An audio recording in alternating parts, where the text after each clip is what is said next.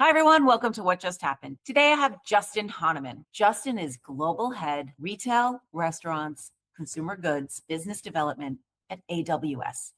Welcome, Justin. How are On things? the record, amazing, chaotic, exciting, changing, shifting, evolving.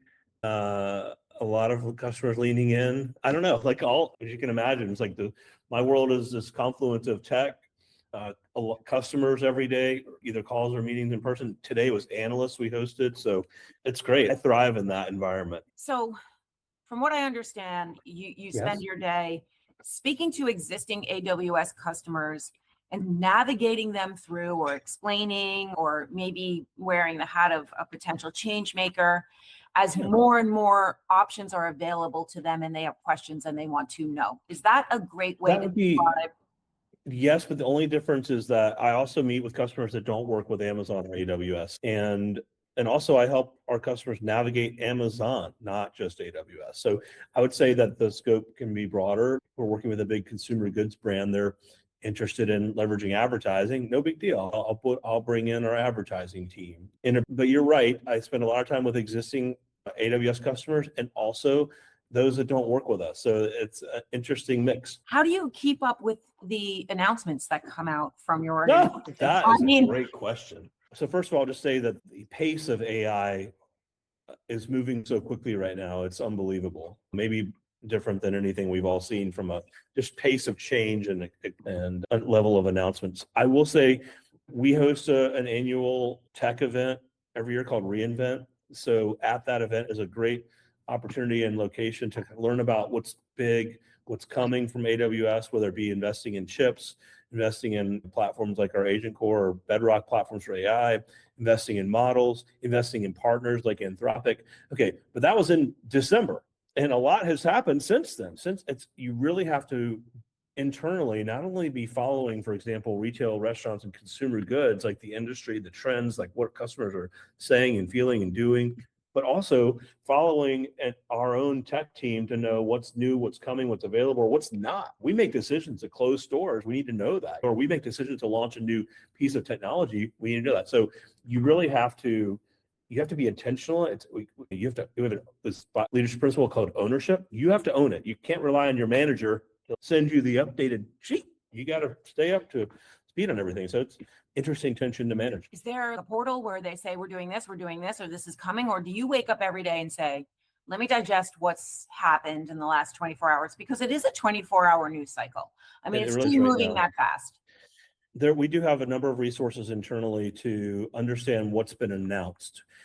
I would say we're very careful about what's announced and when, including partnerships, including new capabilities. And that's very intentional in terms of just how the Amazon culture works. And so typically, there's a couple of examples where there's an announcement that's available. We can read it, understand it, be able to explain it to customers. There are other times where, for example, we're working on a new service in retail that I know it's coming. I'm working on it. I'm helping find customers for it. I know where it is in the development process. And when it's ready to launch, I've been part of it from start to finish. So we have different examples of times where sometimes we know what's coming, being developed and launched, like in an industry solution or capability, and others where you have major company announcements around investments with a partner or new core platform capabilities. That's something you have to read about, understand, and then process for a customer. Okay, I get it. So we started top line. There's a lot going on. You've got a lot on your plate. You've got existing, it's very exciting, new, and broad service responsibilities. So let me stay pretty broad. I want to talk about some of the maybe challenges and opportunities that you're seeing. Let's say, walk us through, let's say, from an existing customer perspective, what might be some of their challenges or opportunities? The first thing that everyone's assuming is that everyone is working on agentic commerce and agentic AI. And the reality is this is not the case. Many, though, are very interested in it, understanding it, how to leverage it, how to be aware of it. What happens when a shopper starts their search on a Perplexity? Am I discoverable on my site? And then if you're on my site, how do I make the search experience better? So that is a topic that's top of mind for retailers and consumer goods brands. I would just say it's early days still in terms of using agents and connecting agents to data sets or systems and them working together, but it's moving faster than generative AI did, which that was only a last couple of years, right? I would say a second area is around, in general, data. So in order to do AI, you have to have access to data. It's got to be cleaned. It's got to be like, remember the days of master data management? Here again, you've got to have access to it. It's got to be available for models to leverage and go against and operate against. And the reality is most legacy retailers and consumer goods brands, their data is just not in a good place. And so data platforms, data cleanup, moving to cloud acceleration. We've seen a big acceleration in companies moving to cloud so they can access their data. So that would be a second area. And a third, I would say, when you think about the shopper or consumer, or it's like, how do you stay connected to that consumer through what channels? What does personalization look like now? And how do you leverage customer data in a way that's not the way that they wouldn't want you to use their data? And so the nice thing is there's a lot of exciting advancements, especially in personalization and the way you connect with a customer that are powered by AI. But that would be three that are top of mind. I guess if I threw one fourth one in is, especially right now, supply chain, the access to materials, the sourcing, the movement of materials, the planning of having inventory to match demand. That is a topic that will never go away. It's an area we're good at Amazon, as you can imagine. And so many retailers and brands want help to, I hate the word resiliency, but put their supply chain in a better place. And we're doing quite a bit of work in that space with customers as well. Actually, that's lost the media's attention. It's really focused on agentic and unified data. Are we able to talk a little bit about unifying the data and getting it to that good place you've mentioned?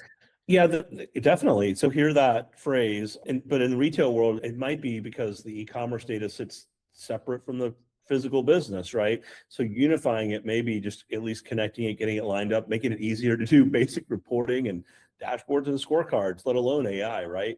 The days of I need to have all my data in one place, that's just not like in one big platform. That's never going to happen for most brands or retailers. And you don't need it to happen. The tech is getting better much faster now that can connect across data platforms and even across clouds. That's what I would say when I think of unifying data. And then in our world, we offer a set of data platforms. If you think of Redshift or Aurora, which are AWS centric, but we partner with some of the best in the world, like Databricks and Snowflake. And there's been a huge move by most companies to get better with data with our platforms or with those two. So that's really enterprise level. Are you focused mostly on the enterprise level? My day in, day out is typically with sizable retailers, food service distributors, consumer goods brands. But I will say, I think we have an entire marketplace, I don't even call it marketplace, an entire group focused on startups, for example. And in the consumer goods world, there's many food and beverage and health and beauty and fashion apparel startups, both that make product, but also the tech companies that support it. And so we're also invested in those that are coming up the curve. They may be the next digital commerce platform for retail. They may be the ones powering commerce platforms or stores or point of sale and whatnot. Yes, the focus is quite frankly on the larger ones that want to grow with us, right? But also you got to be thinking about what's coming. What do we want to think of as maybe the future leaders? Of course, you have to have your eye on the next generation. Totally. Yeah, I think it's wise no matter who you are. It's again easy to get so siloed into the one customer or two or three that some of our account executives are focused on. At the end of the day, though, you step back. It's good. You want to deliver for that customer. We're very customer obsessed and we work backwards from what the customer needs are, but also thinking ahead, right? Thinking about what's needed for the customer down the road and also who the up and comers are that we'll want to pull into our relationship. How would you like to discuss agentic commerce? We have to talk about it. Sure. How would you like to approach it? Yeah, so there's a number of ways to think about it. And I tie back to January of last year when we really started first hearing interest and buzz around agentic commerce and agentic AI. I'll just use an example we demonstrated this year at NRF, the big show in January. We brought a product development agentic use case. So we showed agents doing market research, an agent doing product ideation and develop. We had an agent doing the creative, the design work, of what that product could look like, and an agent doing the bill of materials around what would go into making that product, an agent around the production of that product, an agent around CRM. But what you could see was how the agents were collaborating, coordinating in real time as you saw this process work. And this wasn't a demo, this is truly working. And I think what's great about that is it made it real. It wasn't just slideware, PowerPoints. It wasn't people talking about what used to be called RPA, robotic process automation. It was truly seeing the power of how models can work together, and also where you needed human in the loop to do validation, to approve and process next steps. That was powerful. We also at that event brought a supply chain example, which again showed how you can assign an agent to different aspects of the supply chain process, right? If you think of that in a functional area, it works, right? But you have to have your data and systems in a place where you can apply those models, or sorry, the agents. Those are some examples. Others that you might hear about, like I referenced search earlier. When you hear retailers talking about off-site search, this is where a shopper might start their search on a Perplexity or ChatGPT or Anthropic's platform, and then they're searching for product across sites. And how do you ensure discoverability? That's another use case. On Amazon.com, there's a function called Buy For Me. So if you're looking for a type of running shoe by a major brand that's not selling it on Amazon, don't worry. We'll go out and find where it could be on another site, and we'll even pass you there, or you can execute the transaction. That's another agentic use case. Very quickly, we're starting to see these, I hate to call it use cases, but functional capabilities come to life with agents. And the great thing is we're in a really good place on this because we've got a platform to handle governance, security, help make the process easier to use agents. And I would say that was great timing on that, because now is when customers are wanting to test it out, try it out, get in and start using this capability. Like I said, exciting time. I'll tell you though, in 6 months, it'll be different. Like how people are using agents will change. The models available to support agents will change. When we do the next version of this in a few months, I'll have even probably different content than I have today. That's how fast the tech is moving. I have two questions. First, the platform that you just mentioned, what's the tech behind that? Yeah, so it's AWS Agent Core. So what you basically have is a platform that provides all of the capabilities around the agent process, right? And I could go into the tech detail on that, but I won't do that here. I would like to hear the tech detail. Okay, so what you need to have in terms of an overall platform for governing agents is you need the guardrails. You need the kind of rules of the road for these agents so that they follow a method or process that you as a business want to manage to. So the great thing is we have that. And we also have some of the frontier, we call them frontier models, that you can use, for example, coding and development for DevOps and whatnot. So all of that's, if you're an AWS customer, you have access to this. You're not buying extra licenses or subscribing to something that's different.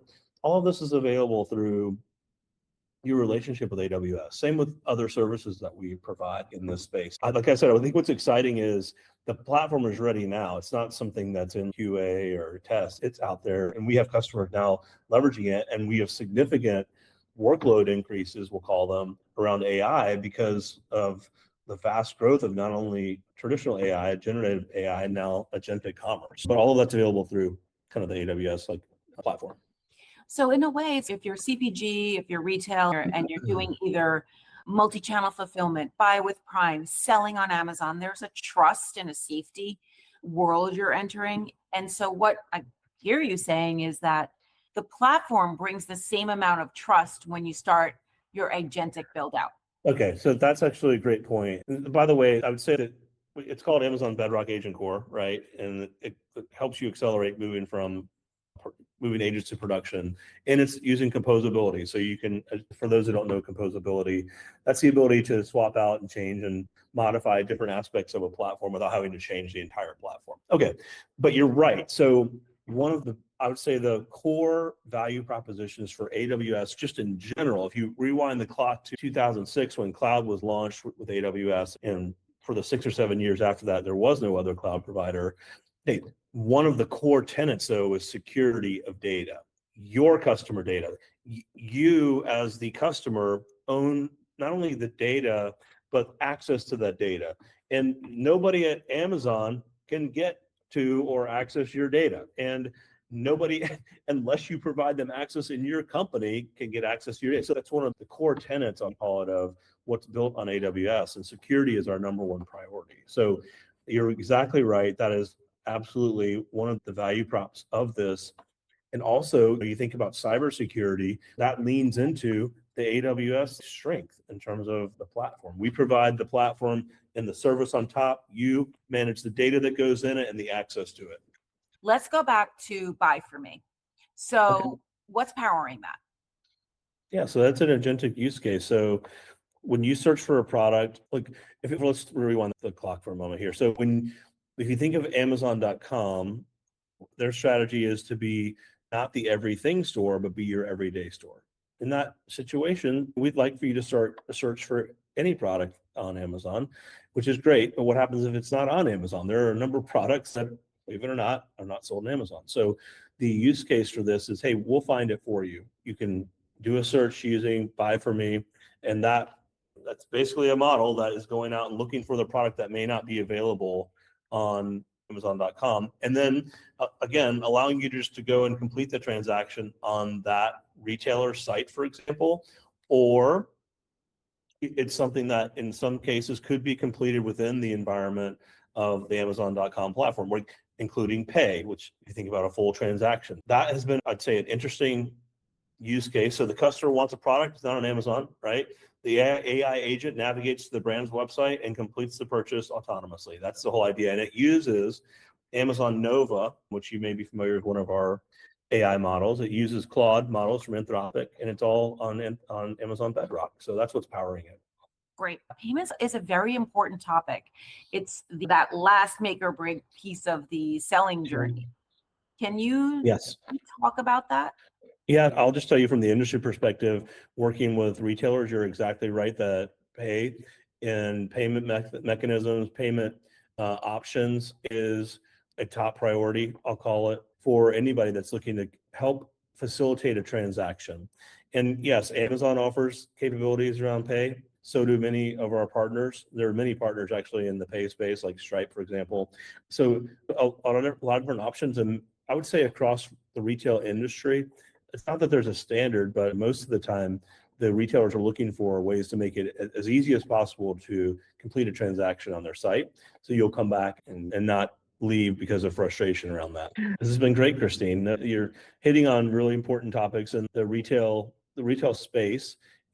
I mentioned some of the big topics that our customers are bringing up.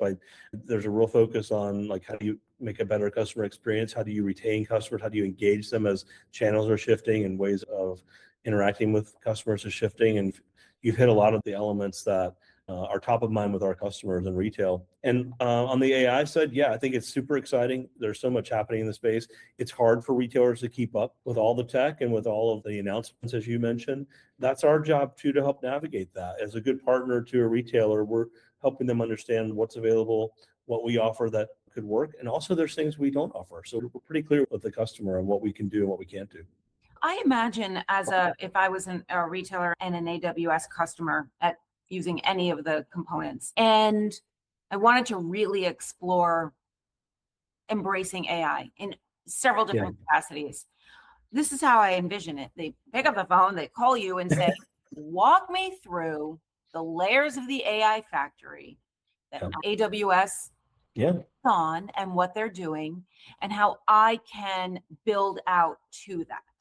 It's close, yeah. So I'll refine that a bit. And this happens every week. We host customers at our executive briefing centers in Seattle, New York, London, Singapore.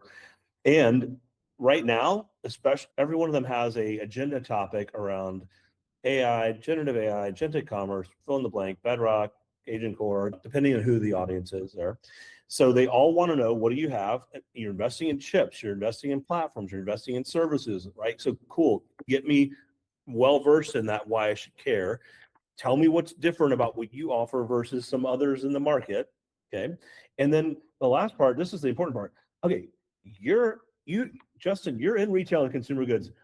Put the tech aside. How are others using this? Help me know what I should be thinking about, because I don't have time. I'm trying to run the business. And so That's where our industry expertise comes in. And I'll tell you, it's a real differentiator for us at AWS. Retail and consumer packaged CPG, very much, I don't want to diminish it by saying a herd mentality, No. but it is, and it can be. Why? Time management. Oh, that brand's doing this. No, doing well. They are managing all of these different distribution points. What are they doing? What's powering them? Tell me. Rather than going and seeking the information, it's, oh, you work with them. Tell me so I can process what I need to do next. Yeah, and we're very careful about confidentiality. So we wouldn't share anything that's unique or specific that's built for a customer. What they want to know is, what are some of the use cases? What functional areas should I be thinking about for agentic commerce? What's the lower hanging fruit in terms of ease of access? Every customer's data is different, and regardless, if you have, for example, if everybody has SAP, I promise you you're all in different versions of SAP. So I would just say, yes, we can definitely share use cases, functional opportunities for improvement, how we would approach it, our strategies for the operating model for AI. We're very careful about confidentiality of services or solutions that are built for a specific customer. Fair enough. It's not specific. It's just general. Yeah. You find the audiences coming to these breakout sessions, these regional sessions, Yeah. are well educated, or how are they coming in? What do they know? The tech audience is typically well educated and have a perception, whether it be about us or a partner or the market, and that's okay. They come in typically with some sort of experience working with, whether it be our tech or others.